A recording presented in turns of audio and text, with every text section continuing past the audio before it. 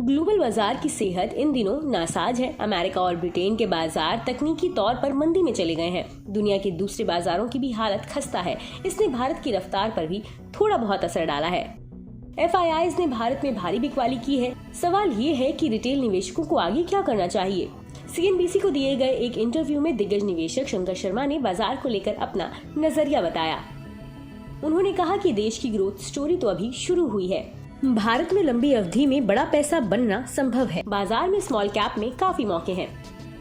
भारत के बाजारों पर बोलते हुए शंकर शर्मा ने कहा कि भारतीय बाजारों में लगातार ग्रोथ देखने को मिली है। वैसे इस समय तो भारत का बाजार ब्रेकआउट स्थिति में है। उन्होंने जोर देकर कहा कि India is the only breakout nation. उन्होंने आगे कहा कि भारतीय बाजार में तेजी के सौदों में पैसा बनेगा। यहाँ पर अगले 1 साल में अच्छी ग्रोथ दिखेगी और 3 साल में भारत में और जोरदार ग्रोथ दिखेगी। शंकर शर्मा ने कहा कि भारतीय बाजारों का सफर काफी रोचक रहा है। भारत में लंबी अवधि में बड़ा पैसा बनना संभव है। अगले 3 सालों में भारत का बाजार और बेहतर होगा। फिर भी निवेशकों को बाजार के हालात के हिसाब से जोखिम और फैसला लेना चाहिए। स्टार्टअप इकोसिस्टम की अहमियत के बारे में बोलते हुए शंकर शर्मा ने कहा कि देश के लिए स्टार्टअप इकोसिस्टम जरूरी है। आज भारत में इसे बढ़ावा देने की वजह से मौके बन रहे हैं। लोगों को काम और नौकरियां मिल रही हैं। अमेरिका और चीन ने ऐसा ही किया था, जिसकी वजह से उनकी तरक्की हुई।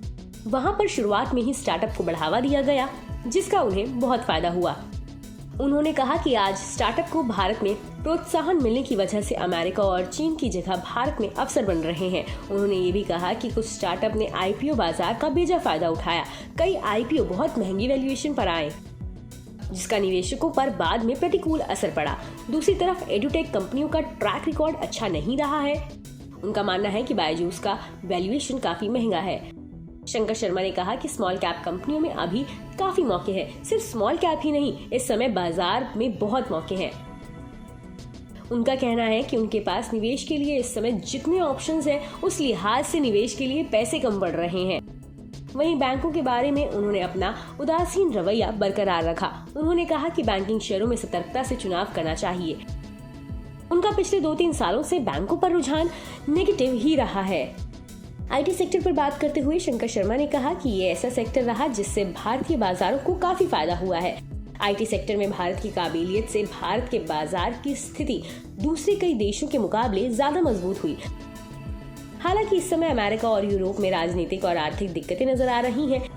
इन दिक्कतों का असर भारत के IT सेक्टर पर भी पड़ेगा। बता दें कि मनी कंट्रोल पर दिए गए विचार एक्सपर्ट्स के अपने निजी विचार होते हैं। वेबसाइट या मैनेजमेंट इसके लिए उत्तरदायी नहीं है। यूजर्स को मनी कंट्रोल की सलाह है कि कोई भी निवेश निर्णय लेने से पहले सर्टिफाइड एक्सपर्ट की सलाह लें।